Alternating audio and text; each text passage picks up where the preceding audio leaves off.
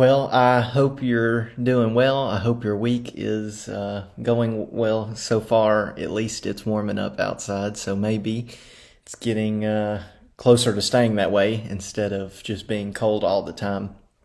I know we still have a couple of people that are out and they're still sick, and we definitely want to remember them in our prayers. We want them to know that we love them and we care about them, and if they need anything, if you need anything at all, uh, just ask us. But we want to be praying for you definitely if you're ill, or if we can just pray for you about anything. We would love to do that. I'm telling you, I know every single week I say we're almost done with the book of Job. Well, we really are. We're almost done with the book of Job. We have just about 4.5 chapters left, and we will have completed the book. We're in Job chapter 38. That's where we're going tonight, Job chapter 38. Remember, Job chapter 37, Elihu finished speaking to Job. And then in Job chapter 38, this is where we hear from the Lord. Remember, this is the chapter that everybody wants to read. Everybody, when they read the book of Job, they want to read chapters 1 and 2, and they want to read chapters 38, 39, 40, 41, and 42. And then that's for a lot of people, that's just the book of Job, and they skip the speeches given by the friends. But Job chapter 38, people find it significant because God is speaking to Job.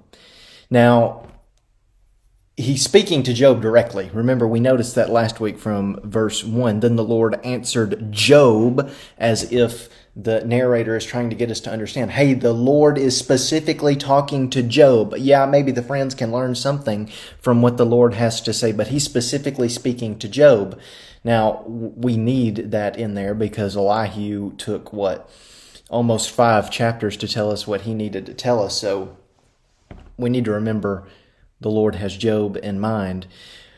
Well, you remember, Job wants to go to court with God. He thinks if he can go to court with God and he can plead his case, if he can argue his case, just lay it out before God, then, maybe God will finally stop inflicting pain and suffering upon Job. Well, there's some problems with that. And one of the problems with that is the Lord is powerful, right? And Job has already acknowledged this. Hey, even if I were to go to court with God, he could just overpower me at any point in time. Well, then you also have to deal with the fact that the Lord is far wiser than Job could ever hope to be. So, yeah, you could go to court. And if the Lord doesn't overpower, if God doesn't overpower Job, well, he's definitely capable of outsmarting Job. Well, that's what we see. We started Job chapter 38 last week, and remember, Job chapter 38 is all about, I don't want to say all about, but it's mainly about creation. We get a glimpse into the wisdom, into God's wisdom when it came to creating the world. The latter half of chapter 38 is all about how God continues to, I guess we might say continues to bless, but especially continues to sustain life on earth. I guess we would definitely say God sustaining life is a blessing. So let's be mindful of that, especially in Job chapter 38. But where we got last week, remember, is we got to where he was talking about the sea. And something we noticed is God is Lord of the sea.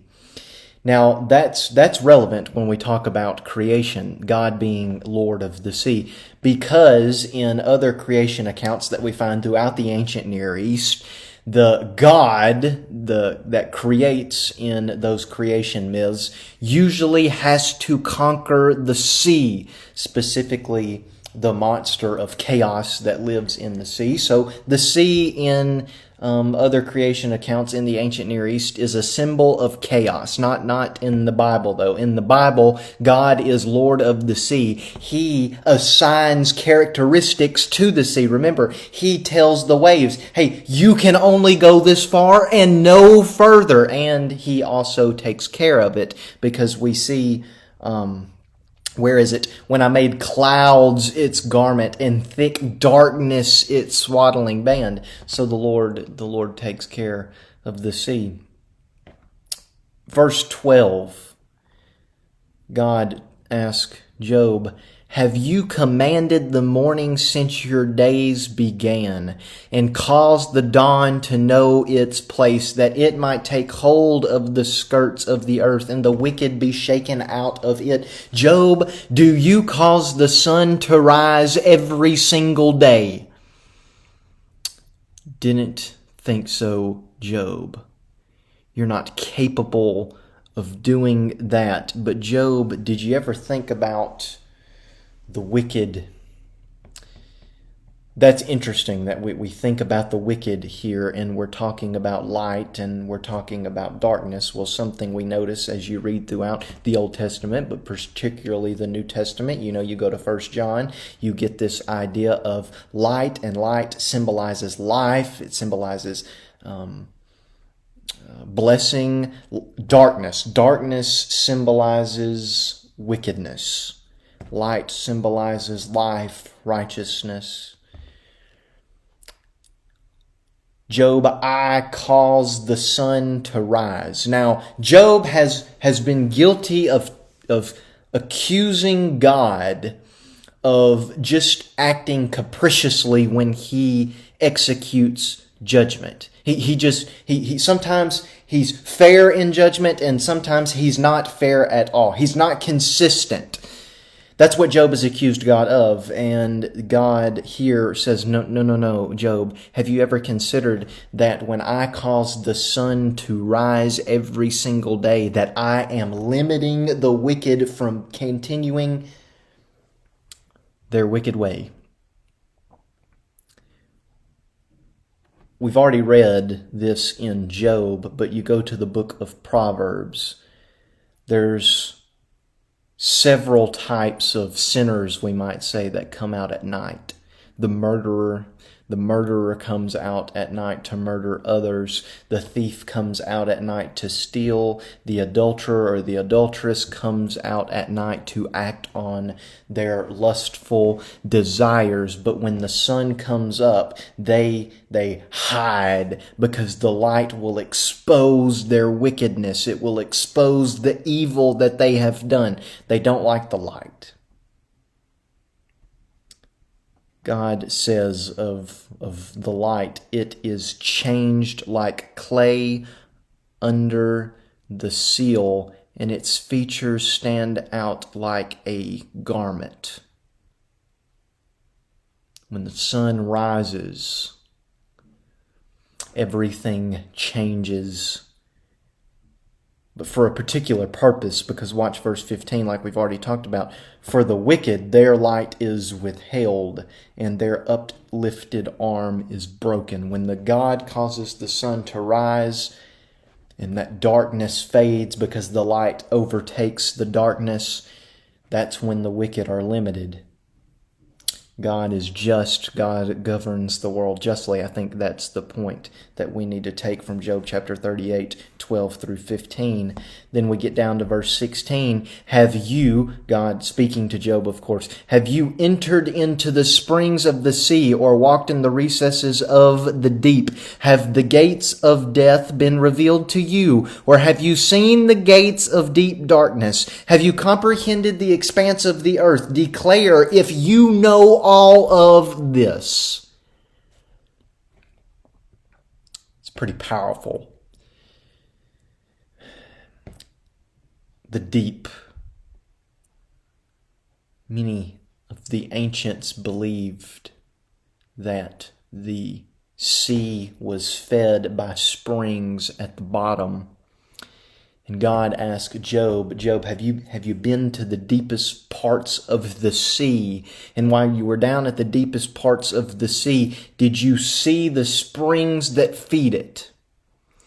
More particularly, Job, did you see the gates that lead to Sheol? Because if you were down there, you should have seen the gates. If you did, Job, did you take note of how vast the deep is? How it just keeps going and going and going.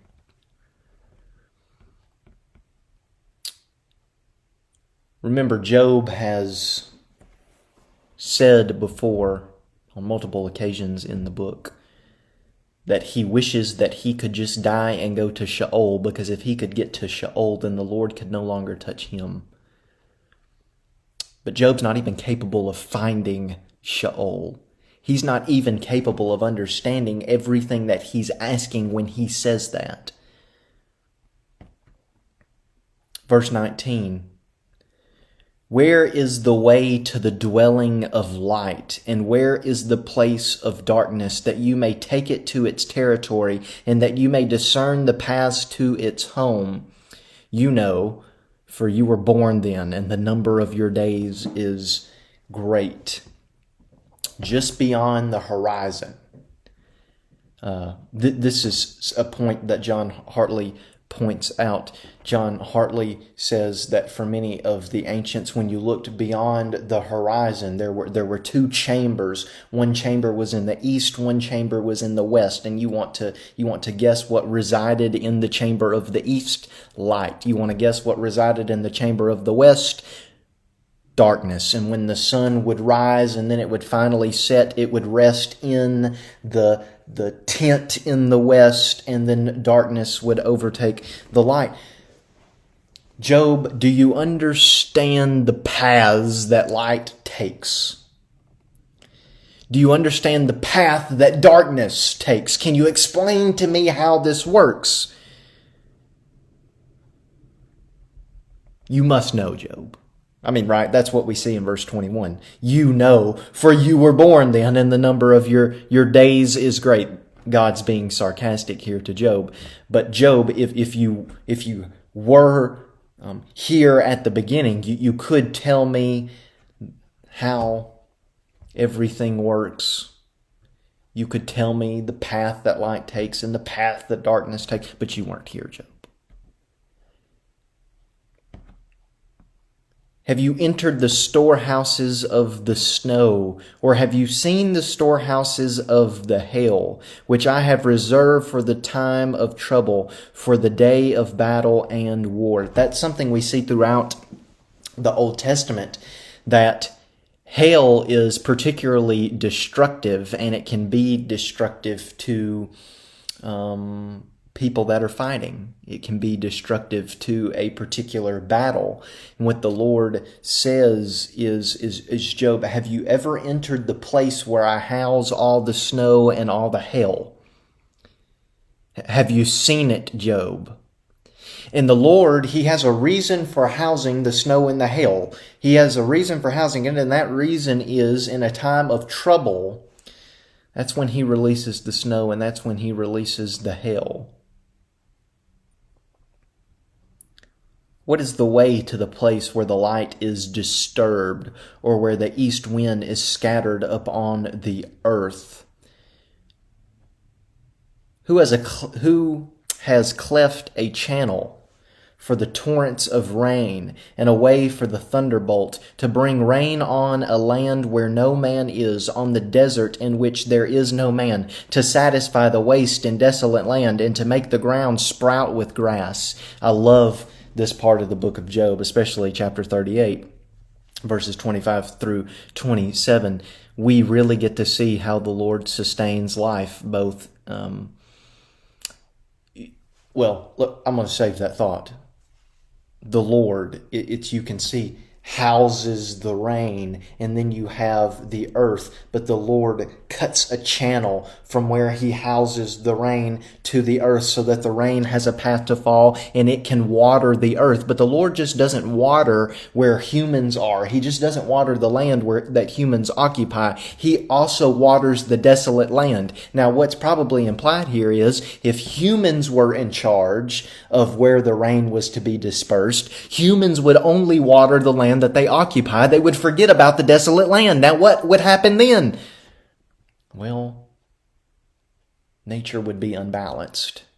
Things would happen. Life eventually would cease to exist in some places. Land would no longer be fertile. Humans would probably be selfish. God is compassionate. God waters the desolate land.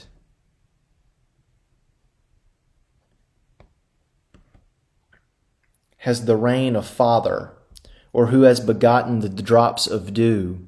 From whose womb did ice come forth, and who has given birth to the frost of heaven? The waters become hard like stone, and the face of the deep is frozen.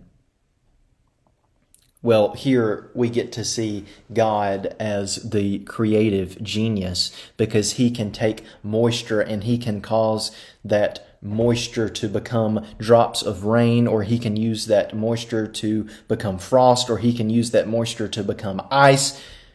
He can manipulate moisture to do whatever he desires. Job, are you capable of doing that? I didn't think so, God says. Well, you move down to verses 31 through 33, and you have all these constellations. And again, the idea is the same as the light and the darkness. Job, are you able to communicate to me? Are you able to understand how the constellations move, the different paths that each constellation takes? Are you able to explain to me the rising of the stars and the setting of the stars? Can you explain this to me, Job? Of course not. Of course not.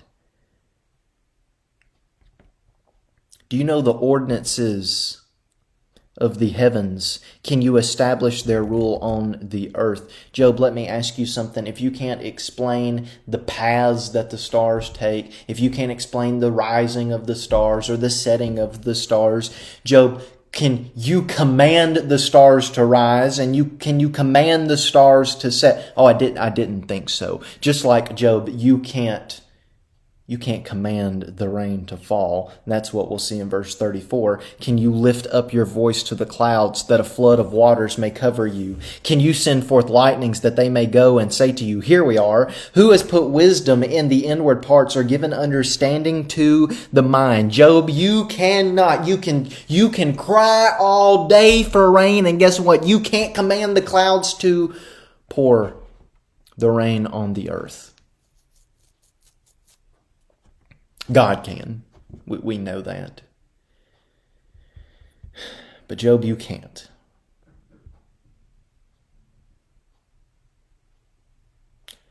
Who can number the clouds by wisdom?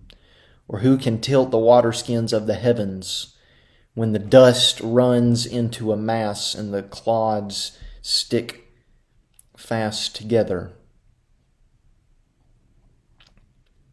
Again, Job, you can't look at the sky and you can't cause clouds to go one way or clouds to go another. You can't cause clouds to group together. You can't number the clouds. You can't command the clouds to release rain from them. You can't do that, Job, but guess who can? God can. And when that soil is hard, when that soil is lumpy because it doesn't have any moisture in it, guess what? God can send rain and he can loosen the soil.